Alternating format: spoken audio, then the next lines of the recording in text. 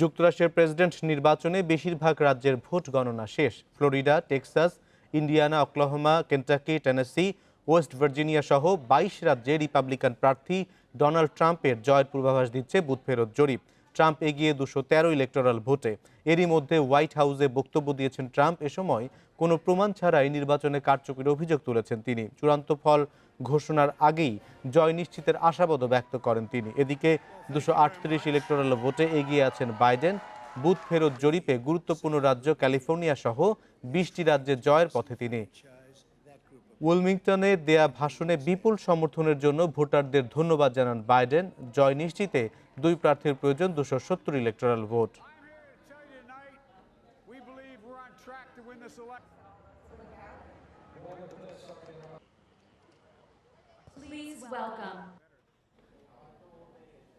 মার্কিন নির্বাচনের আরো খবর জানাতে ফ্লোরিডা থেকে আমাদের সঙ্গে যুক্ত হয়েছেন সহকর্মী জাহিদ হোসেন। জাহিদ, আমরা এরই মধ্যে অন্তত পাঁচটি রাজ্যে বিক্ষোভের কথা শুনতে পেয়েছি। পুলিশ কয়েকজনকে গ্রেপ্তার করেছে, টিয়ার গ্যাস মেরেছে। আপনার কাছে শেষ কি খবর রয়েছে? অনিমেষ, প্রায় একই রকম সূত্র থেকে আমিও খবরগুলি পাচ্ছি। ফলে এর বাইরে কিছু নতুন, অন্তত আমি যে এলাকায় আছি ফ্লোরিডার ডেড কাউন্টি, এখানে তেমন কিছু ঘটেনি এখনো পর্যন্ত। এখানে আসলে এর আগেও আমি বলছিলাম যে ডোনাল্ড ট্রাম্প যখন নিজেকে এই অবস্থায় জয়ী ঘোষণা করলেন, তখন আসলে এটার এক ধরনের প্রতিক্রিয়া প্রত্যাশা করা যাচ্ছিল। ফলে সেই কারণেই হয়তো এই ধরনের ঘটনাগুলি ঘটে থাকতে পারে। তবে আজকে এবং আগামীকালকে পরিস্থিতি কোন দিকে যায় সেদিকে নজর রাখতে হবে। অনিমেষ, একটা জিনিস এখনো পর্যন্ত আসলে কোনো দলই সুনির্দিষ্টভাবে জিততে যাচ্ছেন বা জিতেছেন এটা এখনো পর্যন্ত বলা না। দুই দলের জন্যই এখনো পর্যন্ত হোয়াইট হাউসের দরজা সমানভাবেই উন্মুক্ত আছে, যদিও নাম্বারগুলিতে অনেকগুলিতেই দেখা যাচ্ছে যে ডোনাল্ড ট্রাম্প এগিয়ে আছে। পেনসিলভেনিয়ার কথাই ধরুন, পেনসিলভেনিয়াতে ৬ লাখের বেশি ভোটে এগিয়ে আছে ডোনাল্ড ট্রাম্প। কিন্তু তারপরেও বিশ্লেষকরা কিন্তু বাইডেনকে পেনসিলভেনিয়াতে হেরে যেতে পারেন এটা নিশ্চিত করতে পারছেন না, কারণ বাইডেনের বড় অংশ ভোটই কিন্তু এই মেইলে এসেছে এবং যেই মেইল এখনো পর্যন্ত গণনা করা শুরু হয়নি। ফলে সেইখানে যে যে ভোটগুলি আছে সেটার একটা বড় অংশ বাইডেনের হওয়ার কারণে এখনো পর্যন্ত কিন্তু বিশ্লেষকরা তাকে পেনসিলভেনিয়া থেকে বলতে পারছেন না যে ট্রাম্প এর জায়গায় বাইডেন জিততে পারে না, যদিও অনেক এগিয়ে আছে এবং সেটি ট্রাম্পও বলছিলেন। একই সঙ্গে অন্য যেই সুইং স্টেটগুলি আছে, যদি মিশিগানের কথা ধরেন, একই অবস্থা। মিশিগানেও প্রচুর ডেমোক্রেট অধ্যুষিত যে এলাকা এবং মেইল এর যে ভোটগুলো সেগুলো এখনো পর্যন্ত গণনা হয়নি। এরকম একটা পরিস্থিতিতেই যখন ভোটের গণনা চলছিল, তখনই ডোনাল্ড ট্রাম্প আসলে গণনার সঙ্গে নতুন করে ভোট দেওয়া হচ্ছে এরকম একটা মিথ্যা তথ্য বা মিথ্যা অভিযোগ তিনি করেছেন। এবং সেইটি যখন মার্কিন যুক্তরাষ্ট্রের প্রেসিডেন্ট নিজেই এই অভিযোগ করেন, তখন স্বাভাবিকভাবেই বোঝা যায় যে ট্রাম্পের সমর্থকরা এটাকে অনেক বেশি উদ্বেলিত হবে এবং তারা আসলে মনে করতেই পারেন যে তাদের বিজয় কেউ যাতে ছিনিয়ে নিতে না পারে সেই ব্যবস্থা করা হবে। এবং সেটার প্রতিক্রিয়া হিসেবেই নানান জায়গায় সহিংসতার যে ঘটনাগুলি ঘটছে সেটা অবশ্যই তারই প্রত্যক্ষ প্রভাব বা ফল আমরা বলতে পারি। জাহিদ অন্যদিকে হোসেন, আপনাকে অনেক ধন্যবাদ আমাদের সঙ্গে যোগ দেবার জন্য। মার্কিন নির্বাচনের বুথ ফেরত ফলাফলের বিষয়ে আরও জানাতে স্টুডিও থেকে যোগ দিচ্ছেন সহকর্মী আশিক হোসেন। আশিক, অন্যতম ব্যাটলফিল্ড রাজ্যগুলোতে সবশেষ পরিস্থিতি কি? বাইডেনের জয়ের সম্ভাবনা আপনি কতখানি দেখছেন এবং সবশেষ কি খবর রয়েছে আপনার হাতে? দেখুন, এখন পর্যন্ত আমার হাতে ৪৫টি রাজ্যের ফলাফল এসে পৌঁছেছে এবং এর মধ্যে আমরা দেখতে পাচ্ছি যে বাইডেন ২২টি রাজ্যে এগিয়ে রয়েছেন এবং তার বিপরীতে ট্রাম্প এগিয়ে রয়েছেন ২৩টি রাজ্যে। কিন্তু যদি ইলেকটোরাল কলেজ ভোটের পয়েন্টের কথা বলা হয়, সেক্ষেত্রে কিন্তু বাইডেন এখনও এগিয়ে রয়েছেন, ২৩৮ ইলেকটোরাল পয়েন্ট রয়েছে তার। অন্যদিকে ট্রাম্পের ইলেকটোরাল পয়েন্ট ২১৩। আর আপনি যদি জানতে চাচ্ছিলেন যে ব্যাটলফিল্ড স্টেটগুলোর কথা, এখন পর্যন্ত কিন্তু উইসকনসিন, পেনসিলভানিয়া, মিশিগান এবং জর্জিয়া যে রাজ্যগুলো রয়েছে সেগুলোর থেকে কিন্তু এখনও ফলাফল কিন্তু এখনও ঘোষণা করা হয় নাই। তার কারণে এই রাজ্যগুলো রয়েছে, এই রাজ্যগুলোই কিন্তু শেষ পর্যন্ত আসলে নির্বাচনের ক্ষেত্রে কে প্রেসিডেন্ট হবেন তার নীতি কিন্তু এই রাজ্যগুলোর ভোটের মাধ্যমেই নির্ধারিত হবে, এমনটা আসলে অনেকটাই এখন নিশ্চিত।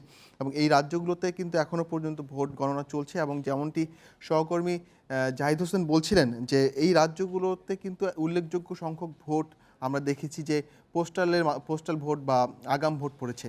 তো সেক্ষেত্রে সেই ভোটগুলো গণনা না হওয়া পর্যন্ত কিন্তু আসলে নিশ্চিতভাবে কিছু বলা যাবে না। এবং আপনি জানেন যে এবার কিন্তু যুক্তরাষ্ট্রের ইতিহাসে সবচেয়ে বেশি আগাম ভোট পড়েছে, প্রায় 10 কোটি, অর্থাৎ 24 কোটি ভোটারের একটি দেশে 10 কোটি ভোটই কিন্তু আসলে আগাম পড়েছে। সেক্ষেত্রে দেখা যায় 1/3 বেশি ভোট কিন্তু দেখতে পাচ্ছি যে আমরা আগাম ভোট পড়েছে। সুতরাং এই আগাম ভোটগুলো যখন গণনা করা হবে তখন আসলে পুরো চিত্রটি আসলে বুঝতে সুবিধা হবে। কিন্তু এখন পর্যন্ত যে অবস্থা রয়েছে এই অবস্থায় কিন্তু কে আসলে শেষ পর্যন্ত শেষ হাসি হাসবেন সেটি কিন্তু আসলে নির্ধারণ করা অনেকটাই কঠিন।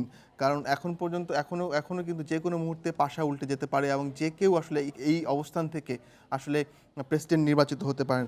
আমি এই প্রসঙ্গে একটু আপনাকে জানিয়ে রাখি যে এখন পর্যন্ত যে ভোটাররা ভোট দিয়েছেন তাদের তাদের মধ্যে কিন্তু দেখা যাচ্ছে 57% আমরা দেখতে পাচ্ছি যে নারী ভোটাররা কিন্তু জো বাইডেনকে ভোট দিয়েছেন, এমনটাই বলেছেন। পাশাপাশি কৃষ্ণাঙ্গ ভোটারদের একটি বড় অংশের সমর্থন কিন্তু জো বাইডেন পেয়েছেন, সেটি প্রায় 87%। এছাড়াও তরুণ ভোটাররা কিন্তু এবার তাদের তাদের সমর্থন জো বাইডেনকে দিয়েছেন এবং তাদের সংখ্যাটা হচ্ছে প্রায় 64%। এবং একইভাবে এশিয়ান যারা রয়েছেন, এশিয়ান অভিবাসী যারা রয়েছেন তাদের কিন্তু একটি বড় অংশ আমরা দেখতে পাচ্ছি যে জো বাইডেনকে ভোট দিয়েছেন। আর এর বিপরীত চিত্রটা যদি দেখতে চাই তা সেক্ষেত্রে আমরা দেখব যে ট্রাম্পের সমর্থকদের মধ্যে কিন্তু সবচেয়ে বেশি সংখ্যায় রয়েছেন পুরুষরা। তারা 51% পুরুষ কিন্তু এবার ডোনাল্ড ট্রাম্পকে ভোট দিয়েছেন। পাশাপাশি শ্বেতাঙ্গরা, যেটি সব বরাবরই আসলে অনুমান করা হচ্ছিল যে শ্বেতাঙ্গদের একটি বড় অংশ প্রায় 57% কিন্তু ডোনাল্ড ট্রাম্পকে ভোট দিয়েছেন। একইভাবে যেটি এর আগেও বলেছিলাম, কৃষ্ণাঙ্গদের সমর্থন কিন্তু ডোনাল্ড ট্রাম্প এবার পান নাই। কৃষ্ণাঙ্গদের মাত্র 13% ডোনাল্ড ট্রাম্পকে ভোট দিয়েছেন। একইভাবে আমরা এর বিপরীত চিত্রটা দেখব যে যারা বয়স্ক ভোটার রয়েছেন তাদের সমর্থনটা কিন্তু ডোনাল্ড ট্রাম্পের প্রতি বেশি আমরা দেখতে পেয়েছি। তো সব মিলিয়ে কিন্তু দেখা যাচ্ছে যে আসলে ভোটের যে সমীকরণ সেটি কিন্তু এখনও আসলে একটা জটিল প্রক্রিয়ার মধ্যে রয়েছে এবং এই অবস্থান থেকে যে কেউ কিন্তু পরবর্তীতে মার্কিন প্রেসিডেন্ট নির্বাচিত হতে পারেন। যদিও এরই মধ্যে ট্রাম্প ঘোষণা দিয়েছেন এবং তিনি তার যে ঘোষণা ছিল তার মর্মার্থটাই হচ্ছে এমন যে তিনি আসলে নিজেকে জয়ী মনে করছেন এবং নির্বাচনে কারচুপির একটি অভিযোগ তিনি এর আগেও তুলেছিলেন এবং এখনও তুলছেন। এবং একটি বিষয় জানিয়ে রাখি অনিমেষ, সেটি হচ্ছে যে যদি দুই প্রার্থীর মধ্যে ভোটের ব্যবধান খুব কম হয় সেক্ষেত্রে কিন্তু এই পুরো বিষয়টি ফয়সালা আসলে শেষ পর্যন্ত আইনিভাবেও হতে পারে। এর আগেও আমরা দেখেছি এরকম আইনি প্রক্রিয়ার মধ্যে যেতে। তো সেক্ষেত্রে কিন্তু যদি যেহেতু এখন যেই ব্যবধান রয়েছে দুইজনের মধ্যে ব্যবধান কিন্তু খুব বেশি নেই, সেক্ষেত্রে কিন্তু একটি ধারণাই করা যাচ্ছে যে শেষ পর্যন্ত এই বিষয়টি আদালত পর্যন্ত গড়ায় কিনা। আপনাকে অনেক ধন্যবাদ। একদিকে চলছে যুক্তরাষ্ট্রের 2020 প্রেসিডেন্সিয়াল নির্বাচনের ভোট গণনা, অন্যদিকে ওয়াশিংটনে হোয়াইট হাউসের সামনে জড়ো হয়েছে কয়েকশো বিক্ষোভকারী। রাত 12টার দিক থেকে মানুষ জমায়েত শুরু করে সেখানে। ওয়াশিংটন ছাড়া North Carolina, Los Angeles, Oregon ও মিনেসোটায়ও নির্বাচনকে ঘিরে রাস্তায় নেমেছে সাধারণ মানুষ। মিনেসোটায় প্রায় 15 জনকে গ্রেপ্তার করেছে পুলিশ। পরিস্থিতি সামাল দিতে অনেক জায়গায় টিয়ার গ্যাস ছোড়া হয়। এদিকে কয়েক লাখ ভোট গণনা বাকি থাকলেও হোয়াইট হাউসের ভাষণে বিজয় দাবি করেন ডোনাল্ড ট্রাম্প। এ নিয়ে বিক্ষুব্ধ জনতার ঢল নামতে শুরু করেছে বিভিন্ন রাজ্যে।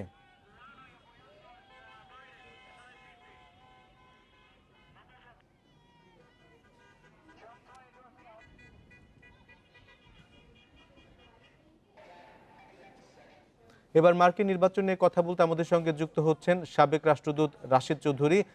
রাশিদ চৌধুরী, আপনাকে স্বাগত জানাচ্ছি। আমরা কিছুক্ষণ আগে ডোনাল্ড ট্রাম্পকে বলতে শুনলাম, তিনি বলছেন কোনো ধরনের প্রমাণ ছাড়াই নির্বাচনে কারচুপির অভিযোগ তুলছেন তিনি।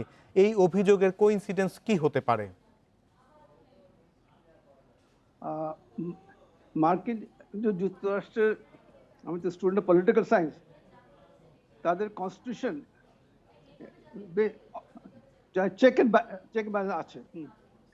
এরকম আগে এতটা হয় নেই, কিন্তু ইলেকশন কোশ্চেন করাটা এটা নতুন কিছু নয়।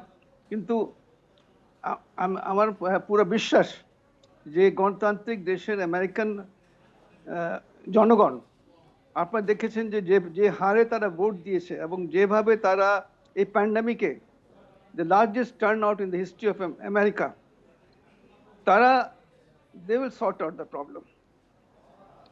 এখন অনেক ভোট বাকি আছে, কাউন্টিং বাকি আছে, এছাড়া কোর্টে যাবে, হয়তো সুপ্রিম কোর্টে যাবে, অনেকগুলো প্রসেস আছে, কিন্তু eventually Americans they will protect the democracy, এটা আমার বিশ্বাস।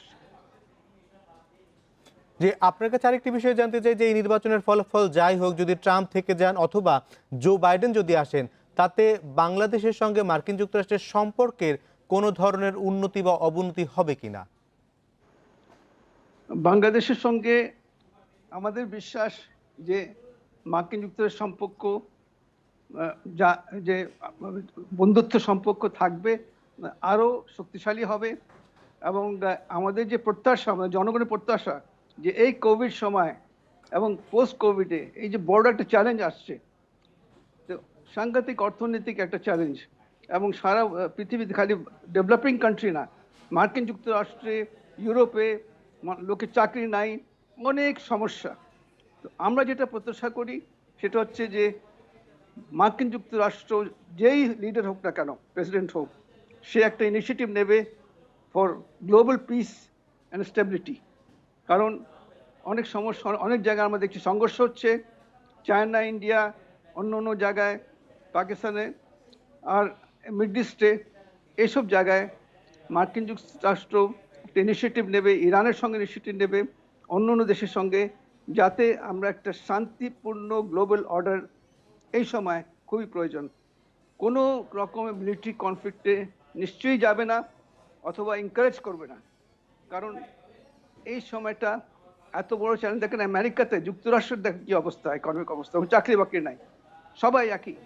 তো আমরা এই চ্যালেঞ্জটা মোকাবিলা করার জন্য খুবই গুরুত্বপূর্ণ, আমরা collectively we want to meet the challenge in a global peaceful order, এবং আমরা আশা করব থ্রু ডিপ্লোমেসি অ্যান্ড নেগোসিয়েশন সব সমস্যার সমাধান হবে, এতে মার্কিন যুক্তরাষ্ট্র লিড দেবে। আমরা আপনার সঙ্গে এই আশাবাদের সাথে আশাবাদ করতে চাই। আপনাকে অনেক ধন্যবাদ আমাদের সঙ্গে যোগ দেওয়ার জন্য।